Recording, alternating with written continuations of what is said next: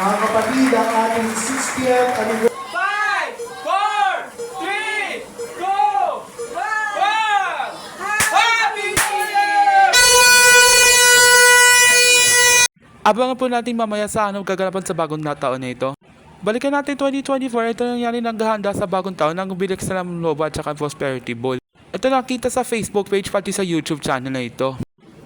Although na si ate na si kuya pa kasi maghahanda siya sa mating celebration sa bagong taon. Although malapit na sila papahanda gaya ng pagkain, prutas at saka spaghetti para sa medianoche. Sa lang naman din panahon, bahanda sa ating pahanda sa bagong taon, malapit ng papalit ng 2025. Kumuha ko ng alkansya ng 200 piso para nang magbibili sa handa sa bagong taon. Ito lang ang bili namin sa may Lobo, may 2025.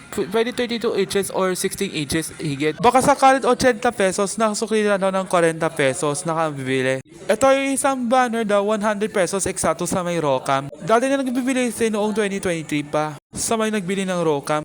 Ito na kasi nagbili sa may papel, notebook at saka ballpen. Parating na babalik sa January 2, nakabalik ang experience, nakabalik ang aral. Ito nagbili ng ampaw sa halaga ng 10 piso. Ito yung kasing toroto sa halaga rin ng 20 piso or 20 pesos. Kinabukasan, huling araw ng 2024, ito na naman sa mga pagkabit sa may handangan mismo ng stairway ng dalandan. Ito na ang handang mismo sa nag-arrangement ni si Ate Grace ng mismo ng prutas. Kahit pongkan, orange juice, dalandan, papaya, pinya, etc. etc. Tapos ang nung binili ni Mama ng bowl or di kaya yung tray na magamitin sa may mangkok, ito ang merienda namin pizza. Ito na nabibili ng lantern ng snake. Nakakabili yun kay Mama. Year of the Snake pala sa pagdiriwan ng Chinese New Year sa January 29. Although bagong taon pala sa January 1, 2025 pala. Ito na pahanda ni Ate Grace ng fruit salad. Tapos dala ni Mama ng ham. Tapos yung tikoy para sa panghanda sa medianoche. Ilagay natin yun ng pera sa may lang pasok ng ampaw para pagkakapit ng sa may pintuan. Ito yung first time namin sa tradition sa swerte sa bagong taon. Matapos na nalagyan ng double-sided tape sa may pintuan sa may ampaw. Yun sa akin ng kwarto, tas si ate kuya natitikit na sa kwarto. Sunod naman to yung lobo para paghihipan up ng 2025. Tapos ilalagay ng double-sided tape para handa siya ng patikit. Tapos nahanda si Ate Grace na mamamanch ng Happy New Year. May kasamang ginto ng kurtina. Tapos nalagyan naman yun 2025 para maging gaayos kasi. Dati sa vlog ng 2024. Ito finished product ay ito ang ayos na. Tapos nalagay si Mama ng iklog gawa sa Prosperity Bowl. Pero nalagay ng bigas, iklog at saka tsokolate at saka pongkan. Susunod naman ang dahong laurel. Tapos nilagay ng dahong laurel na nalagay na kasi na-arrange ko na. Pwede kasamang coins or pisong papel. Nakikita rin sa Facebook at saka sa TikTok nakaparanood. Panghandaan sa Prosperity Bowl. Ito tapos na kasi nahanda sa Prosperity Bowl, 7,000 piso sa may cash money. Tapos ang panghuli yung ampaw. Tapos na kumain na agad kasi hindi na kasi magugutom.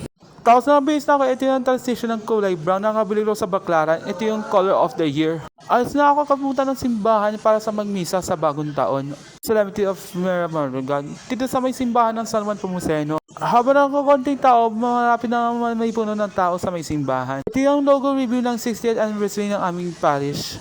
At abangan po natin, huwag palapasin ito para sa 60th anniversary sa aming parokya. Ito na nakadaraos ng misa sila Father John pati si Father Dodoy sa kanyang bunong tagapagdiwang sa ating misa. Para sa pagulitan ng Maria Ina ng Diyos, kasabay ng bagong taon. At sa pagkakataon nito, ito na ang reveal ng anniversary logo ng aming simbahan.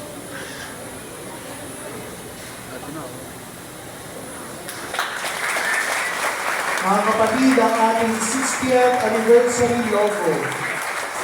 Makikita po natin sa ating screen. At ito yung tatapos na ating misa, nakita mismo sa TV screen. Kasabay nagbibideo, naglagyan ng banner ng Happy New Year. Nakita ko sa akin nakabideo sa may camera. Ito kasi mga tatatao nagpuputukan mamaya daw alas 12 ng hating gabi ng unang araw ng Enero. Kaya mag-save natin lahat sa ating mga pamilya para hindi ang iwas disgrasya sa paputok pati sa pamilya namin. Yung nga lang pati si ate at si Kuya Russell wala siya sila kasi nagpapalulos ng lalawigan ng Laguna para mag-enjoy na sa kabagong taon, mag-ibakasyon. Pati si Tatawan pag-uwi siya sa papuntang Heronimo para pagtapos ng misa. Ito sa tingin ng pagkakataon na nakita sa TV screen para mag-countdown na kasi wala ako noong 2 years. Kasi wala ka kasing internet, gamitin sa internet ng smartphones. Ito yung kasing bago. Oras pa natin 30 minutes bago magpapalapit ng bagong taon. Nakabili ka kasi ng confetti na 10 sa halagang 10 pesos. Nakikita natin mamaya, papaputukan mamaya. Para sa lubing natin ng bagong taon. Ito lang hiyagis ang aming pera sa may stairway. At dito sa aming kwarto ko, dito sa maghahagis ng pera. Habang kasi naghahagis, Tapos naman magsi-stairway habang naghahagis ng pera para magswerte. Tapos si Ate Roxy nakahaba sa mismo sa messenger nakatatawag. Kasama ng pamilya de Seo sa may Pasig City. Akala ko Fairview pala sa ating bagong taon dati. Ito na magka-countdown. 12, 11, 10, 9, 8, 7, 6, 5, 4, 3, 2, 1. Happy New Year!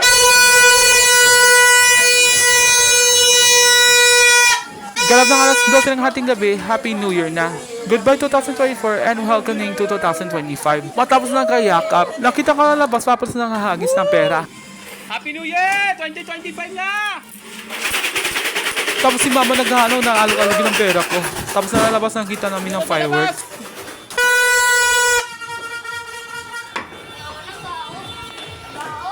Diyos mio, baho!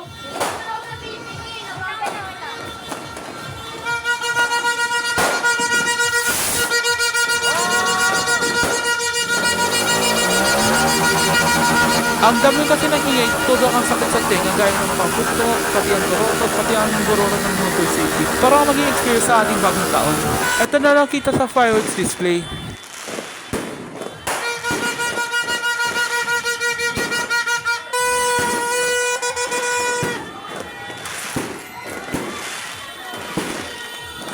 Ayan ako!